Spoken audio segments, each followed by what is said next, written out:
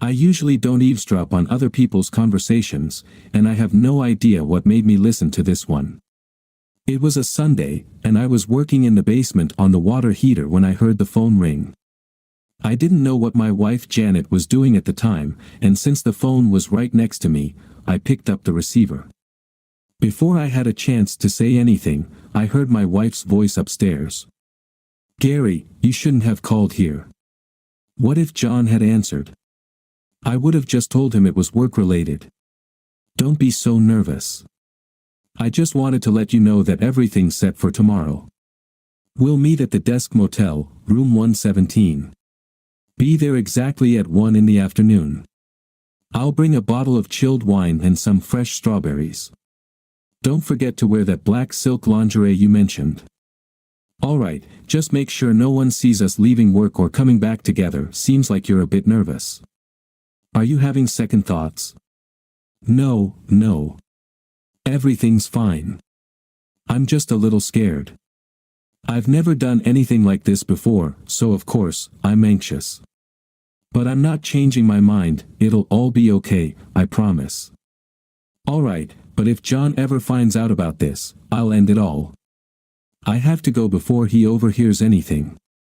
See you tomorrow at exactly 1 o'clock.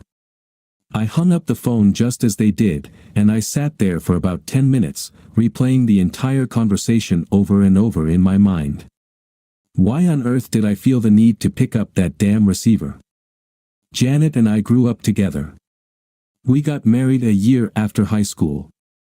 She was the only girl I had ever been with, and I assumed I was the only one she had ever been with. She was attractive and had a nice figure. We had one son, Terry, who was in high school. We didn't have many friends, and we'd spent our whole lives together. I thought everything was fine between us, but apparently, I was wrong. I decided that I didn't need to drain the hot water from the heater. There was some beer in the basement fridge, and it helped dull the pain. I figured I had 3 options. I could confront her directly and cause a big emotional scene. That didn't appeal to me. Second, I could drop a few hints or make some comments that would make her think I suspected something. This was a bit more appealing to me than the first option, but I decided it would just delay everything until a later time when I might not know anything about it.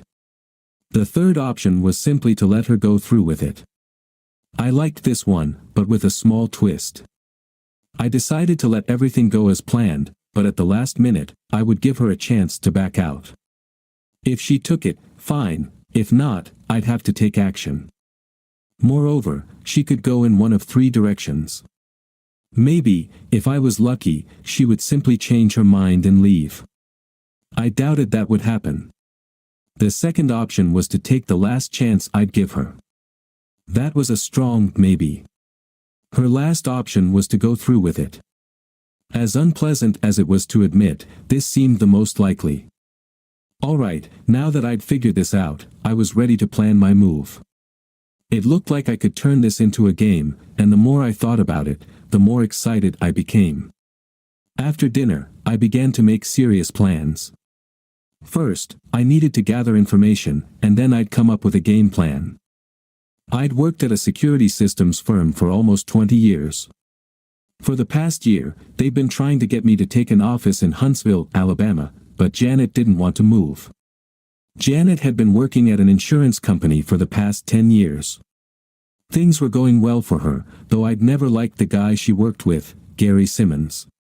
Now I knew my suspicions were well-founded. Gary was married, and his wife seemed pretty nice.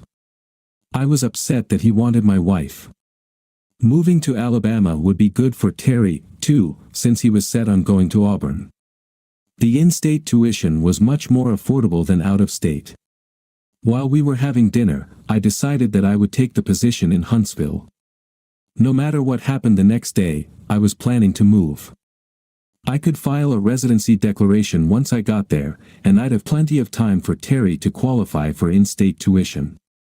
I didn't see any need to tell Janet, but I decided to mention it to Terry after dinner. I would inform my work the next morning and could head out as soon as I packed. Once this was settled in my mind, the rest of my plans became easier. Terry and I got along great, and when I explained that I planned to go to Alabama ahead of the rest of the family, he thought it was a good idea. He agreed not to mention it to his mother. I didn't tell him about her plans for the next day.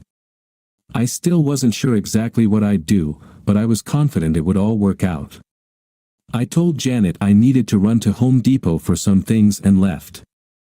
My first purchase was a cell phone with a 60-minute prepaid card. I planned to make a lot of calls, and I didn't want them to be traced. I stopped by my favorite bar to see if I could get help from some old school friends who were less than reputable. It cost me $400 to buy 2 large bags of low-quality weed. My old school friend Benny told me I was taking a big risk buying so much, as I could be charged with dealing. I told him that's exactly what I was counting on. One of the guys at the bar, who I didn't know well, was Wolf Fraser. He was a nasty son of a gun, and everyone stayed away from him if they could. He drove a Corvette, and I spotted it in the parking lot as I was leaving. I grabbed a screwdriver from my car, and in less than a minute, I had Wolf's license plate. I knew where he worked, so I could call him in the morning. Next was a trip to the Desk Motel. I stopped in the lobby, looked over the racks with tourist attractions and restaurant flyers, and picked up what I needed. The clerk gave me some information about the motel, including a map and the phone numbers for housekeeping and room service. It was time to head home. When I got back, Janet was watching TV. I told her I had some work to do at the office, and she mentioned she was going to take a shower and go to bed early because she had a big day tomorrow. While Janet was in the shower, I opened her briefcase and took out her planner and address book. I spent the next half hour writing down names and phone numbers. Then came the most tedious part. I had to enter all the phone numbers into speed dial on the disposable phone and on my own phone. I still needed to look up a few more numbers in the phone book before I was done. It seemed like I had everything ready by the time I finally collapsed on the couch. It was a rough night, and I struggled to fall asleep. I kept thinking about what Janet was planning to do and wondered what I had done wrong to make her want to go through with it. By the time I finally fell asleep, I had convinced myself that it was my fault and that I had failed somehow. Morning came, and I felt a mix of emotions that I made coffee and set the table. Janet came downstairs, looking stunning. "You look incredibly good today. Is today a special day at the office?" "What do you mean?" "I always look good, I know." We read the newspaper over breakfast. Our morning conversation was less than normal but not so off that it was worth commenting on. I couldn't tell if she was nervous or excited. "I have a lot to do today. I might be a bit late for dinner," I said. "That's all right, I'll make something that'll keep until you get back." "Is there anything special you'd like?" "No. Anything as usual will be fine." It was a pitiful attempt on our part to make small talk. She knew what she was going to do, and I knew what she was going to do, and we were both walking on eggshells. I got to work early and made all the necessary arrangements for my transfer to Huntsville. After signing the required documents and clearing my desk, I visited a divorce lawyer's office. I picked up the forms and information I'd need to file for divorce if my last attempt didn't work out. I went back home, packed all my clothes and loaded them into the car, removed the hard drive from my computer, and took all the files and documents I thought I might need. Most of our savings and investments had been converted into valuable coins, which I took as well. By then, the banks were open, so I closed our accounts and canceled the credit cards. I knew I was acting prematurely in many ways, but I didn't have much faith in the possibility of her changing. I stopped by a flower shop and ordered a dozen red roses to be delivered at exactly 1:15. The whole time, I kept an eye on the clock. Timing was crucial. Around 12:30, I headed to the motel and found a good parking spot where I couldn't be seen, but I had a clear view of the room. I carefully laid everything out on the front seat. Finally, Gary arrived. He got out of the car with a grocery bag, which I assumed contained strawberries, a bottle of wine, and who knows what else. He went straight into the room, then returned to fill the ice bucket. As he was setting up the room, I started making calls. The first was to Pizza Hut. Hello, I'd like a large pepperoni pizza delivered to room 117 at the Desk Motel. I might be in the shower, so please make sure the delivery person knocks loudly and long enough for me to hear. 20 minutes is fine. Thank you. Next, I called Papa John's, followed by Domino's and Godfather's Pizza. Then I called the Golden Dragon to order egg rolls and sweet and sour pork. I assumed that half of them would call back to confirm the order, but that was fine because the effect would be the same. Janet hadn't arrived yet, so my next call was to the motel's housekeeping service, where I requested extra towels and another ice bucket. I figured it would take them about 15 minutes to deliver it. Finally, my loving wife pulled into the parking lot. She parked at the far end of the building so her car wouldn't be too noticeable. She got out, carrying a small overnight bag. When she was about 20 feet from the door, I dialed her number. Hi, honey. It's just me, John. Is something wrong? You don't usually call me at work in the middle of the day. I was thinking about you and just wanted to call and say I love you. Oh, John, that's so sweet. I love you, too. Alright, I'll let you get back to work. See you later.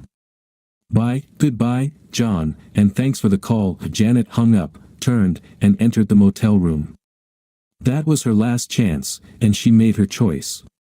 Tears welled up in my eyes as I resumed my phone blitz. Call number 7 was to the local TV station. Hello, is this WWS TV?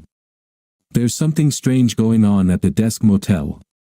If you have a news truck nearby, you might want to stop by and check it out. No, I don't know what it is, but the cops are already on their way. Alright, thanks. I approached Gary's car. Luckily, he had parked in a spot where I wouldn't be noticed while I swapped his license plate with the one from Wolf's Corvette. On the way, I called Janet's office. She had a meeting scheduled with a Rob Kelly at 3 o'clock. Hello, this is Rob Kelly. I had an appointment with Janet Martin at 3, but I need to reschedule. Could you ask her to call me as soon as possible at 961-4452? I tried to reach her, but her line was busy. As soon as possible, please. The number was for an advertisement from a law firm specializing in divorces that I tossed Gary's license plate under his car after replacing it with the new one. Then, I took Janet's car and parked it at the back of the motel. On my way back to my car, I made the next call. Hello, Mrs. Simmons, your husband asked me to call you. He's having car trouble and needs you to pick him up. He's at the Desk Motel, room 117. You can reach him on his cell or just call the room. The number is 961-7700, extension 117. No, I don't know why he didn't call you himself. Seems like he's meeting with a client, a rather pretty one. Bye. Call number 10 went to Acme Welding, where I asked Wolf's boss to let him know that there was a white Honda with Wolf's license plate in the parking lot at the Desk Motel. The next call was to the police, where I reported that a couple of kids were swapping license plates on a car in the parking lot. I mentioned that something seemed off and simply asked them to check it out. I gave them Wolf's car number. The first pizza delivery guy entered the room. It looked like they argued, but Gary paid him, and he left. The 12th call was to Janet's mother. Hi, Mom, it's John. I don't have much time. Janet is in a motel room having sex with a man she works with. Please, call her and ask her to reconsider what she's doing. No, I can't talk about this right now. You have her cell number, and if you can't reach her there, try calling the motel. The number is 961-7700, extension 117. I know, I'm really sorry, but I have to go. Please call her now. Bye. 2 more pizza delivery guys entered the room, and at the same time, a housekeeper brought extra towels. A heated discussion started at the door, but after a few minutes, everyone left. The next call was to the motel. This is Mr. Simmons in room 117. The bathroom sink is leaking from the base of the faucet, and water on the floor is starting to reach the carpet. Could you send someone right away? Thanks. A loud Harley pulled into the parking lot, slowing down along the row of cars. Wolf stopped right behind Gary's car, but before he could do anything, a police car pulled up. The biker and the cop were having a heated argument when I made my next phone call. "Mr. Granger, this is John Martin. My wife, Janet, works for you." "Yes, thank you, I'm glad she's a good employee. However, she's currently at the Desk Motel in room 117 with Gary Simmons, who also works for you. They're in there having sex as we speak." "Yes, I'm certain. You have a company policy against this kind of thing, don't you? I'm sure you have their cell numbers. Could you call them to confirm or deny this? If you can't reach them, call the motel. The number is 961-7700, extension 117. I no longer want my wife working at your company, Mr. Granger, and I'd appreciate it if you'd let her go. If this violates company policy, perhaps Mr. Simmons should be let go as well. No, I'm very sorry that I had to inform you of this. Thank you for your time. Goodbye." There was a delivery person from the Chinese restaurant standing at the motel door. The police officer was walking toward the room, with Wolf waving his arms and yelling beside him. Call number 15 went to Janet's sister. "Hi, Nancy. It's John. How are you? Hey, I have a bit of a situation. Janet is in a motel room having sex with a guy she works with, and I'm heading home to get my Ruger. I'm planning to come back and shoot them both, but I don't want the police or reporters to find Janet undressed. Could you call her and tell her to put some clothes on before I get back? She's at the Desk Motel, room 117. If you can't reach her on her cell, call the room. By the way, I moved her car to the back of the motel. She might not be able to drive. You know, maybe you should just go there and pick her up. If you get there before I do, you might want to take her home." "No, sorry, I can't talk right now. Thanks for helping. Call me as soon as you can, alright?" The scene at the motel room door was chaotic and intense. The maintenance guy had just arrived to fix the sink. The delivery guy was trying to get paid while Wolf and the police officer were talking to Gary. The florist stood at the door, trying to deliver the roses, but wasn't having much luck. It was time for me to go. My work here was done. As I left, I passed by the TV crew. In my car, I still had the 2 bags of weed, and I didn't know what to do with them. I'd planned to put them in Gary's car but decided against it. On the way home, I tossed the cell phone and the weed into the river. I stopped by the house just long enough to say goodbye to Terry. I told him I'd keep in touch and wouldn't cause his mother any trouble for the next couple of days. I would have given anything to know what had happened in that motel room over the last hour. As I left town, I made one more call. I wasn't sure if it would go through, but I tried anyway. "Hello, Gary Simmons. This is John Martin. I just wanted you to know that if you so much as touch my wife, I'll rip your balls off and shove them down your throat. Got it?" A faint reply, "Yes, I understand." I hung up and hit the highway. About 8 hours later, my cell phone rang. The caller ID showed it was Janet. "Hello, John, where are you?" "I'm on I-81, near Knoxville." "Why?" "John. What's going on?" "We need to talk. We have nothing to talk about, Janet." "Please, John, talk to me." "Janet, I'm going to ask you 3 questions, alright? Give me direct answers to all 3, and then we can talk." "Okay, what did I say to you when I called your cell today?" "You said, 'I love you.' What did you do after you hung up?" A brief pause followed. "I went into the motel room." "Why did you go into the motel room?" There was no response. "Janet, answer me. Why did you go into the motel room?" Another pause. "John, I don't want to answer." "Goodbye, Janet." I hung up and turned off my phone. I wouldn't need it for the rest of the trip. Since the company was covering all moving expenses, I booked myself a nice motel room and had a great dinner. I needed to settle in quickly, so I spent the next 2 days apartment hunting. It was easy to find something suitable and reasonably priced since I wasn't too picky. Next came setting up a new phone service and getting a mailing address. I registered the car under a new title and got a new driver's license. I registered to vote and then filed a residency declaration. I sent out all the paperwork to start the divorce process. Everything went fairly smoothly, and soon, I was ready to start my new job. I called Terry and gave him my new number. I asked him not to give it to his mother, but I told him I'd understand if she pressured him. He didn't think it would be a problem. He mentioned that she had lost her job and was very depressed. I asked if they needed anything, and he said they were okay. Terry was my only real contact with my old life.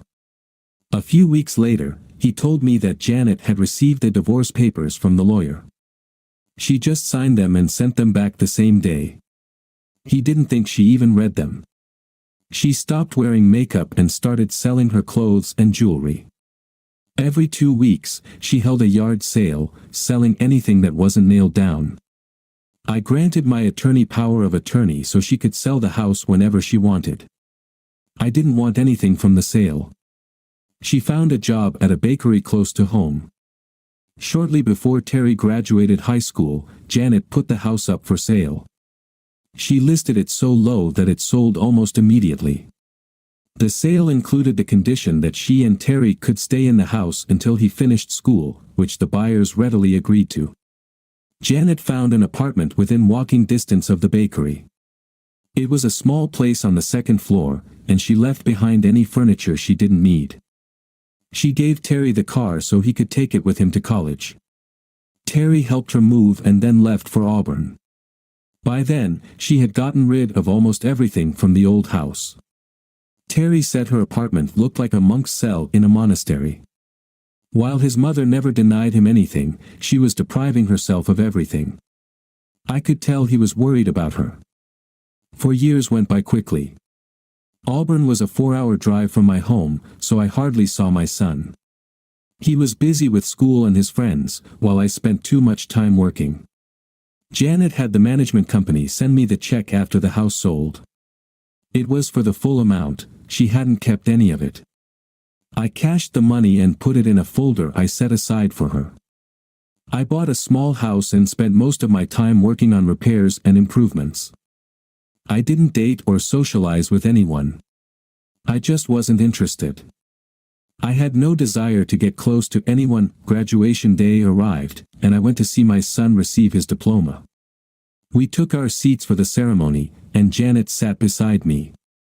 I was glad to see her, even after all that had happened between us. She looked well but tired. She was a bit older, and without makeup or any self-care, she looked a bit sad. We smiled at each other and said hello. They had just started handing out the diplomas, so there wasn't much time for small talk. I don't think either of us knew what to say. It was all over too quickly. The awkwardness of the moment was broken by Terry's arrival. He was excited about getting his degree and was talking a mile a minute. It was great to watch him enjoy his moment in the spotlight. A few of his friends came over to introduce themselves, and then the whole group set off for Gulf Shores to celebrate. Janet and I were left alone. How did you get here? I tried to break the ice by bus. I have a round-trip ticket, and I need to be back at the station by 6. Could you give me a ride? No problem. When? I took a week off, but I can't stay here. I think I'll head back tonight and spend the rest of the week painting my apartment. Sounds like fun. What choice do I have? She laughed. You could stay with me for a few days. I could even drive you home afterward if you want. It's better than the bus. Anything's better than the bus. But I don't think staying with you would be a good idea.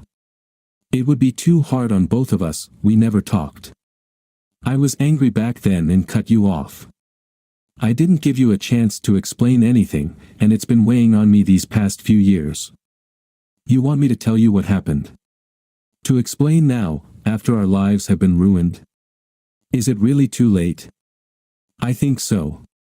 What could I possibly say now to make things right? You didn't listen then, why would you listen now? I can't answer that. Even if we don't manage to talk, I'd still enjoy your company for a few days. Are you sure you can't spare a little time? I took a week off too. Do you have any luggage? No, just what I'm wearing. I didn't plan on staying overnight. We'll stop by Walmart. I'll get you a few changes of clothes, and we'll be all set. It's a 4-hour drive, and I'd really like some company. I don't see the point in this, but I'll give it a try. If you do anything to upset me, I promise I'll leave without a second thought. Fair enough. My car's over there. We drove in silence for the first few miles. We stopped just outside Birmingham, and I bought her some underwear, pants, and a few tops. I also persuaded her to get sneakers, though she refused to buy any makeup. I didn't push, just hinted. A little further down the road, we stopped at Cracker Barrel for dinner. She always loved eating there. We were making good time up by 65 when she finally spoke up. To have sex. I looked at her. What sex are you talking about? The answer to your last question was, to have sex, but I couldn't bring myself to say it when you asked me that day. I don't know why. Either I was too ashamed, or I didn't want to hurt your feelings. I just couldn't make myself say it out loud. After you hung up, I realized you already knew everything, and it was foolish of me to deny it. I tried to call you back, but you turned off your phone. That's when I realized my life was over. You broke my heart, I know, and I don't know how to fix it. I spent so many sleepless nights trying to figure out how to make it right, and I couldn't come up with anything. After a few years, I realized there was nothing I could do to make things better. I couldn't think of anything to say. She seemed to be handling it well on her own. If you knew what was going on, why didn't you stop me? I couldn't stop you. Only you could do that. You could have said something. No. If you'd known that I knew, you would have stopped for the wrong reasons. The fear of getting caught or knowing you were being watched wasn't a good reason not to go through with it. You should have stopped because you knew it was wrong, not because you might be caught. Does that make sense? Yes, but I still wish you had said something. I did. The last phone call, you mean the one where you told me you loved me? Exactly. I felt like I was giving you a chance to stop before you began. I gave you an opportunity to make a choice. She was silent for a moment. It was a test, and I failed it. I was such a fool. I won't argue with that. Did you love him? Gary? Heavens, no. Gary loved his wife as much as I loved you. We were just friends. I don't understand. Was it lust, or what? Hell, no. It wasn't like that at all.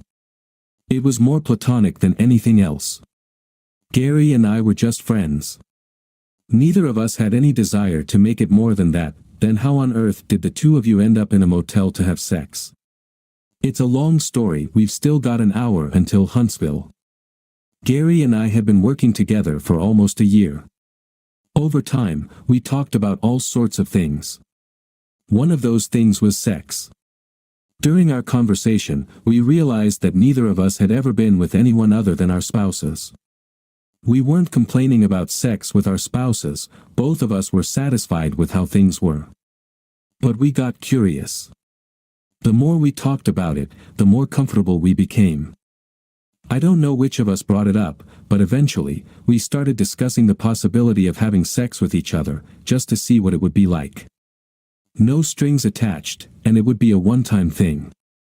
It was more like two adults playing doctor, or maybe something like, I'll show you mine if you show me yours. I know it sounds ridiculous, but that's exactly how it developed. Did you ever think about the downside to this? Neither of us even considered it.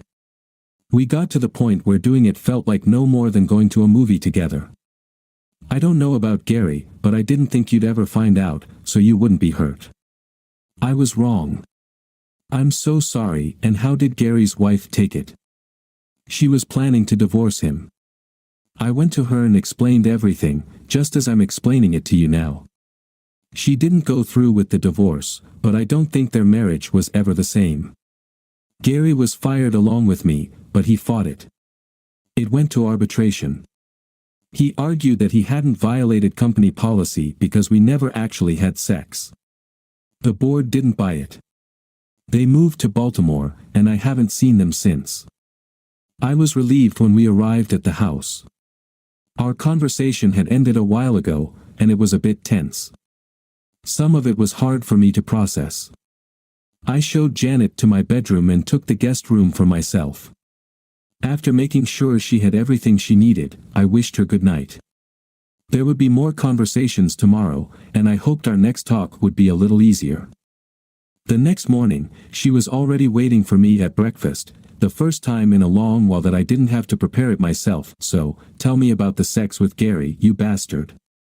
You know there was no sex, and you also know why. I guess I ruined your romantic evening. Actually, you know the situation. And while he did bring wine and strawberries, it wasn't a romantic meeting. Don't make it sound worse than it was. Well, did you guys do anything? Oh, sure. We answered a dozen phone calls and as many knocks on the door. Some nasty jerk made everyone either call us or knock on the door. The closest we got to sex was when I took off my shoes. Did you have a bad time? It was the most miserable half hour of my life. While that biker was trying to break into the room to get to Gary, I managed to slip away. When I saw my car was gone, I broke down crying. Then Nancy showed up. You called my sister, and worse yet, you called my mother. She still won't speak to me. I'm sorry if I ruined something that was so important to you. I take full responsibility for what I did. It was horrible of me. Oh no, don't. All the blame lies with me, and if you think you can jump in 5 years later and take responsibility for everything that happened, you're crazy. This was my fault. It was my fault. I am to blame, and never try to take that away from me. I didn't struggle through all these years of guilt just for you to take it away from me. I feel partly responsible and should carry some of the blame. Don't do that. When I walked into that motel room, I lost all my self-respect. I'll never be able to get it back. At least your calls saved my virtue. I still have that, and I thank you for it every day. I just wish you'd had a way to do something beforehand, but now I understand why you couldn't. It's sad, John. I love you and have always loved you. I didn't want to hurt you, and I am truly sorry. I'm not going to ask for your forgiveness because I don't feel I deserve it. Losing your love and trust has caused me more pain than anything else you could have done to me. Janet, you never lost my love. I'm glad to hear that, John, but what about our marriage? I'm sorry, but that's gone, and I don't know how to bring it back. I understand, and that's fair. So, what are we doing for lunch? How about sushi? Sounds great. Is my outfit all right? That day, we had a good time. After lunch, we did a bit more shopping to get Janet some clothes that didn't make her look like a nun. I even convinced her to get some lip gloss, but nothing too dramatic. For dinner, we had a light meal of soup, cheese, and crackers, then sat down with a glass of good wine. It was nice to see Janet becoming her old self again. The more time we spent talking, the more at ease she felt. Are we going to have sex tonight, John? I don't know. I have some issues. What issues? Well, I'm afraid that if we make love, I'll keep thinking about you and Gary. I'm a bit anxious because I don't know how it will go. That's total nonsense, and you know it. How would you know? I'll tell you how. About 30 years ago, when we first started dating, you told me that every time you took care of yourself, you fantasized about Pam Kramer, the cheerleader. Do you remember that? Did I really tell you that? Yes, you did. And every time we had sex for the next 4 or 5 years, all I could think about was that you were with me but thinking about Pam Kramer. You're kidding, right? No, I'm dead serious. Now the shoe's on the other foot, and you can't handle it. I had to get over it, and I don't see why you can't. Who do you think about when you know? That's none of your business. Oh, come on, we all have fantasies. Who's your dream lover? Fine, fine. Most of the time, it's you, even after we split up. What do you mean, most of the time?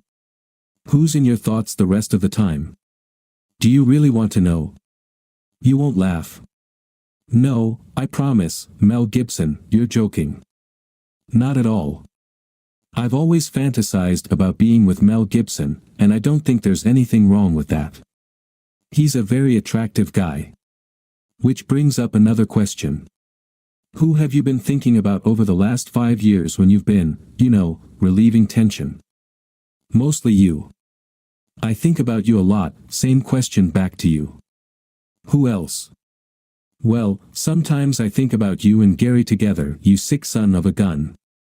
You fantasize about me and Gary together to get turned on. That's messed up. Not exactly. After your date, I wondered why you'd want to have sex with Gary. I didn't have any answers, so I assumed he must have been a better lover than me. I convinced myself that I had somehow failed as a partner and that you were seeking something new. I got used to thinking about how he might be pleasuring you and bringing you to one orgasm after another. After a while, I started feeling aroused, not by the thought of Gary having sex with you, but by the idea of you experiencing amazing orgasms. I found it erotic that you were enjoying yourself and blocked out the fact that it was with another man, even in my fantasies. Alright, we're even. Now deal with this. I'm going to take a shower, and after that, we're going to have sex. You can think about Pam Kramer, and I'll think about Mel Gibson. Problem solved. Tomorrow morning, we'll go get my things, and I'll move in with you. Can you handle that? Are we going to get married? No, I can't marry someone who doesn't trust me. Maybe in a couple of years, we can talk about it again. Ah, I see. You want to stay single in case another guy like Gary comes along, jerk. One more comment like that, and I'll knock you upside the head. Now go turn off the phones. I don't want us to be interrupted. It only took about an hour to load her things into the car. Terry was right. She really had gotten rid of almost everything. She sold the remaining furniture to the landlord for $200. Once I finished loading the car, she went over to the bakery to let them know she was leaving.